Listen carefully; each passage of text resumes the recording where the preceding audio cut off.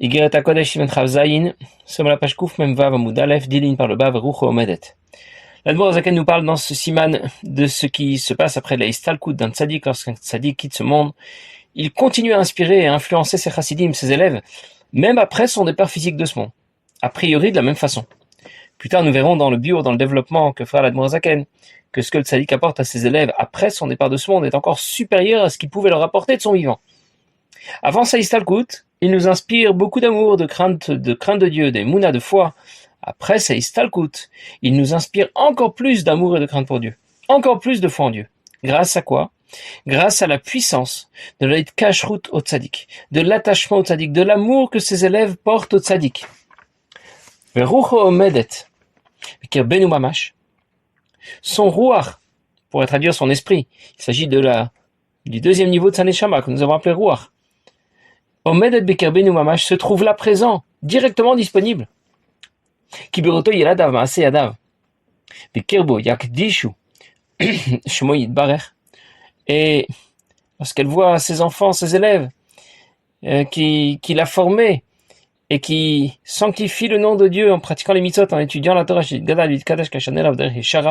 le nom de Dieu qui est grandi et sanctifié lorsque l'on suit le bon chemin, le bon chemin qu'il nous a montré, et sur lequel nous allons aller, pour toujours. Le roi du tzaddik nous inspire concrètement. Nous verrons plus tard qu'il existe autour de chacun de nous deux mondes parallèles. Le Gan Eden et le Gehinom. Le Gan Eden, c'est ici. On n'y va pas en prenant la navette spatiale. Le Gehinom, c'est aussi ici. On ne s'y rend pas en creusant vers le centre de la terre. Quand Yitzhak a vu rentrer Yaakov, il a senti l'air du Gan Eden qui s'est ouvert dans la pièce. Quand Yitzhak a vu rentrer Esav, il a vu le Gehinom s'ouvrir sous ses pieds. Ça veut dire que dans le même endroit, le bureau de Yitzhak, se sont succédés une ouverture sur le Gan Eden, puis une ouverture sur le Gehinom. Ces deux mondes coexistent en parallèle par rapport à notre monde. Nous avons vu la dernière fois que Ruach du Tzaddik, parmi les trois niveaux de l'âme, Nefesh, Ruach, Neshama, Ruach du Tzaddik s'installe dans le Gan Eden, à Tarton, dans le Gan Eden. Mais où se trouve le Gan Eden? Le Gan Eden, c'est ici, là où on se trouve nous-mêmes. Le Ruach du Tzaddik est dans le Gan Eden, mais à notre proximité directe. L'Admor Zaken parle de Omedet bekirbenu mamash. Et c'est pour cette raison qu'il lui est possible de nous aider et de nous inspirer directement plus d'amour et de crainte pour Dieu. Le tzaddik voit ses enfants, ses élèves suivre le chemin qu'il leur a tracé. Ses enfants, ce sont ses élèves. Le pasuk dit Vishinantam levanecha. Tu enseigneras la Torah à tes enfants. Et Rashi explique Banecha, ce ne sont pas seulement tes enfants, ce sont tes élèves. Rabbi rapporte dans une lettre Yirat Kodesh Adar Tafshin Yud que les élèves d'un tzaddik ne sont pas seulement ceux qui l'ont effectivement connu, ce sont aussi tous ceux qui vont étudier ses enseignements et suivre ses conseils dans Avodat Hashem, dans le service de Dieu. L'Admor Zaken nous a parlé de deux chemins différents. Horenu midrachav, le chemin qu'il nous a montré, Fenel Chabor Chotav. Il s'agit des nouveaux chemins qui se présentent à ses élèves, mais qui restent conformes aux enseignements et aux projets du tzaddik. Un tzaddik peut nous montrer clairement le chemin que l'on doit suivre. Les consignes du Rabbi sont très claires. On doit étudier chaque jour Chitat et Rambam. On doit consacrer chaque jour un moment pour étudier la partie révélée de la Torah, la Gemara ou la Halacha, la partie profonde de la Torah, les Sichot ou les Mamarim, le Tanya. On doit aussi diffuser autour de soi l'importance de pratiquer les mitzvot et d'étudier la Torah, prendre part aux différentes campagnes de promotion des mitzvot, les miftsaïm, les bougies de Shabbat, respecter les règles de pureté familiale, étudier la Torah, assurer à ses enfants une éducation juive authentique, aimer son prochain, manger kasher, mettre les tefilines, placer une mezouza à toutes ses portes, donner la tzedaka, posséder des livres de Torah. C'est ce que l'Admor Zaken appelle Orenu midrachav. Mais l'Admor Zaken parle aussi de Nel Chabor Chotav. Le Rabbi a souvent répondu quand on l'interrogeait, quand on lui demandait un conseil, de demander à deux amis qui connaissent bien sa situation et qui connaissent bien ce domaine d'activité dans lequel la question a été posée. Quelqu'un a un problème médical. Il a obtenu le conseil d'un premier médecin. Le Rabbi lui recommande d'aller consulter un deuxième médecin, un médecin ami. Mais qui dit que ce deuxième avis sera le bon? Même si le médecin est très bien intentionné, il peut se tromper. Si le Rabbi me donne un conseil, j'ai confiance, je sais que c'est le Rabbi, il ne se trompe pas. Mais si c'est un autre médecin qui me donne un avis médical et je n'ai aucune garantie qu'il ne se trompe pas. Quelqu'un a un problème dans la halacha, il a une question. Et on lui dit, c'est le Rav, tu dois choisir un Rav à qui tu vas poser tes questions. Et comment le choisir? Je lui demande combien de fois il a étudié le chasse. Bien, je mesure la longueur de sa barbe. Je vais lui poser ma question. Et il ne me donnera peut-être pas non plus la bonne réponse. Je n'ai pas de garantie qu'il ne va pas se tromper. Comment je sais que la réponse du médecin sera la bonne? Que la réponse du Rav sera juste? Parce que j'ai fait ce que le Rabbi m'a demandé. J'ai demandé un deuxième avis à un médecin, et j'ai demandé à un Rav une question de halacha, un Rav que j'ai choisi comme étant mon Rav, parce que le Rabbi me l'a demandé, je m'attache à lui de cette manière. Et de cette manière, Dieu va inspirer convenablement le médecin ou le Rabbi, ou le Rav que j'ai désigné parce que le Rabbi me l'a demandé. Si je décide de mon propre chef d'interroger un médecin pour avoir un deuxième avis médical, d'interroger un Rav pour connaître la halacha, il est tout à fait possible que le médecin ou le Rav ne donne pas le bon avis ou la bonne réponse. Mais lorsque c'est le Rabbi qui me le demande, et que je le fais, il me demande de consulter un autre médecin, de choisir un Rav à qui je vais poser la question. Là, j'ai la garantie que ça va fonctionner. Mais il y a tout de même une condition. Je dois être attaché au Rabbi. Je dois étudier ses enseignements. Je dois faire ce qu'il me demande. C'est de cette manière que le système va fonctionner convenablement. Et c'est ce que l'Admour Zaken appelle ici Nelcha Bochotav. Nous allons suivre ses voies. Pour que cela fonctionne, il faut que notre attachement au Rabbi soit sérieux, sincère, motivé par l'amour dont on a parlé, la volonté de s'impliquer dans les projets du Rabbi, d'être proche de lui. Le Rabbi demande qu'on apprenne la Chassidoute le matin avant la Tfila. Je peux pas me contenter d'ouvrir le Tanya 15 secondes et de lire 4 lignes. Le Rabbi demande de participer aux campagnes des mitzvot. Je ne peux pas juste y consacrer quelques minutes par mois ou par semaine. Je ne peux pas ne pas me sentir concerné. Le Rabbi demande de choisir un Rav et de respecter ce qu'il dit. Je dois le faire même si ça ne me plaît pas. Un jour, quelqu'un m'a raconté que lorsqu'il avait une question, eh bien, il demandait à 3 ou 4 rabbanim, et puis, finalement, il choisissait la réponse qui lui convenait le mieux. Alors je lui ai dit, en d'autres mots, tu fais ce que tu veux, ce n'est pas le Rav qui décide, c'est toi. C'est le Rav, ça veut dire Asiya, et rapproché du mot Me'asin à la tzedaka. Parfois, on doit forcer un peu la main, celui qui donne la tzedaka. On doit aussi se soumettre aux décisions du Rav, même si elles ne nous conviennent pas. Un jour, quelqu'un a interrogé le Rabbi au sujet d'une question médicale. Et le Rabbi a fait répondre, par l'intermédiaire d'un de ses secrétaires, qu'il lui conseillait de demander un deuxième avis. Un avis à un deuxième médecin, un médecin ami. Et notre bon juif a fait répondre au Rabbi qu'il avait déjà demandé à un deuxième médecin. Alors le Rabbi lui a dit, il a interrogé ce deuxième médecin, mais avant que je le lui ai demandé ou après? Parce que c'est ce qui va tout changer.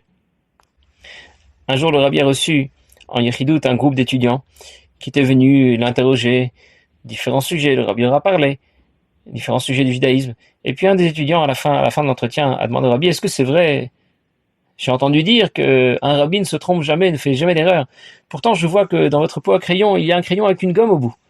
Si vous avez besoin d'une gomme, c'est donc que parfois, vous pourriez peut-être faire des erreurs et il faudrait gommer pour réécrire convenablement ce qui n'a pas été écrit convenablement.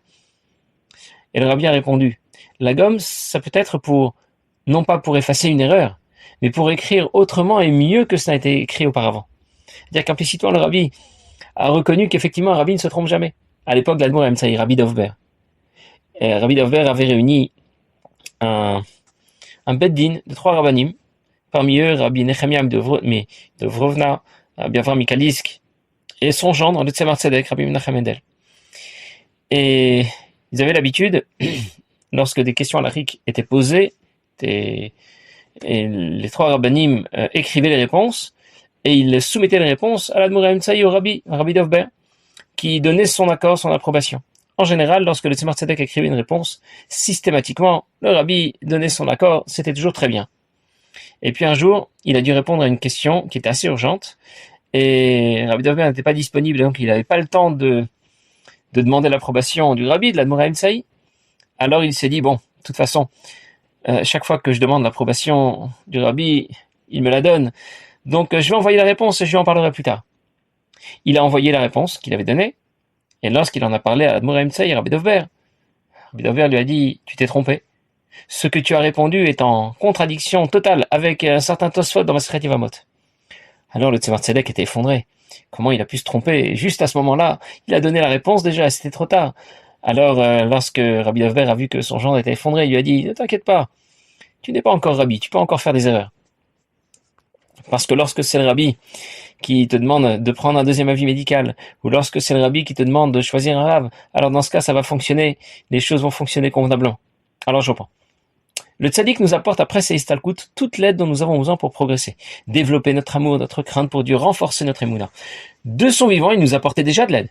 Après ses istalkut, il ne s'arrête pas, ça continue. Et cette aide portera ses fruits, elle nous aidera à concrétiser, jusque dans l'action, dans la pratique, toute l'inspiration que le tzaddik nous apporte. En d'autres mots, l'impact de la istalkut du tzaddik ne se fera pas seulement sentir dans un monde spirituel, dans un monde de la pensée ou de la parole, mais aussi au niveau du monde, dans le monde de l'action, avec beaucoup plus d'intensité que de son vivant. Quand le tzaddik vit dans ce monde, il met des tefilines, il secoue un loulav. Quand le tzaddik quitte ce monde, il inspire tous ses élèves, les élèves de ses élèves, et lorsqu'ils mettent eux-mêmes, ils mettent tous les tefilines, lorsqu'ils secouent tous un loulav, ils s'inscrivent dans le prolongement de l'action du tzaddik cette fois. Le tzaddik est impliqué dans l'action et la pratique des mitzvot de tous ses élèves. Je vais le dire autrement. L'action du tzaddik, après c'est istalkut, l'action du tzaddik se prolonge par le corps et dans l'action de tous ses élèves. Ce qu'il accomplit est donc bien supérieur à ce qu'il pouvait réaliser de son vivant. Dans les mots, c'est ça que dit le Zohar, le tzaddikai yadit pata ishtak Yohi, un tzaddik qui quitte ce monde est encore plus présent que de son vivant dans l'ensemble des mondes de la création. L'ensemble des mondes, ça veut dire y compris dans le monde de l'action. Dans ce monde-ci, dans l'action concrète,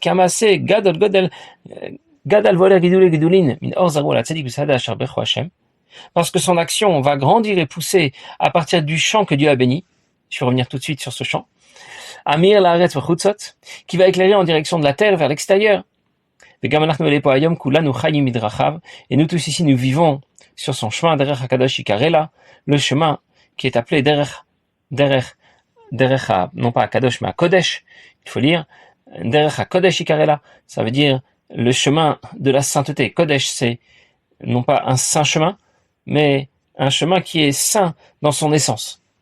Je reprends ce que l'Admor Zaken vient de nous dire. Tout ce qu'un tzaddik a réalisé au cours de sa vie s'élève le jour où il quitte ce monde, le jour de sa istalkut, en direction de Malchut de Hatzilut. La dernière des sphères du monde d'Hatzilut, c'est ce que l'on désigne par Sadeh Asher Becho Hashem, le champ que Dieu a béni. Plus tard, nous appellerons ce champ Chak al Tapurin Kadishin, un champ de pommes saintes. Pourquoi des pommes? Pourquoi les saintes pommes? Nous verrons plus tard pourquoi. Mais déjà, nous pouvons comprendre qu'un champ est l'endroit à partir duquel quelque chose va pousser, quelque chose va apparaître. Malchut est effectivement la dernière des sphirotes, et c'est à partir de Malchut que la création va apparaître, parce que le monde de Hatzilut est un monde divin, et le monde de Bria est le premier à partir duquel la création commence à prendre place, c'est l'ébauche de la création. Ce que le tzaddik a accompli va rejoindre Malchut de Hatzilut, y prendre racine et nous éclairer en retour pour nous aider à avancer, à progresser, pas seulement sur le plan spirituel, mais jusqu'à celui de l'action. Il nous apporte une motivation directe. Ce résultat ne pouvait pas être obtenu de son vivant. De son vivant, le tzaddik accomplit des mitzvot, il encourage les autres, mais cette motivation est indirecte. Je vous explique pourquoi. Le tzaddik développe beaucoup d'amour et de crainte pour Dieu, beaucoup d'émouna. Il les transmet à ses élèves, à travers ses enseignements. Mais cette transmission n'est pas directe. Ses élèves vont devoir faire l'effort d'étudier ces enseignements, de les intégrer. Il va falloir qu'ils se sentent concernés. Encore faut-il les comprendre. Et donc la puissance de sa motivation va s'estomper au cours de cette transmission, de sa transmission. Finalement, ces élèves ont pratiqué les mitzvot, étudié la Torah, avec une certaine motivation, mais une motivation qu'ils auront construite eux-mêmes grâce aux enseignements du tzaddik. Cette motivation sera bien moins puissante que celle du tzaddik. Ce processus est donc très long et indirect.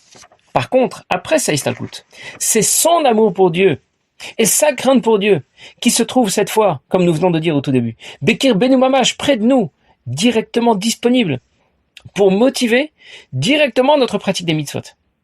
Les mitzvot qui sont accomplis par ses élèves après sa istalkut sont directement dans la projection de son amour et de sa crainte pour Dieu.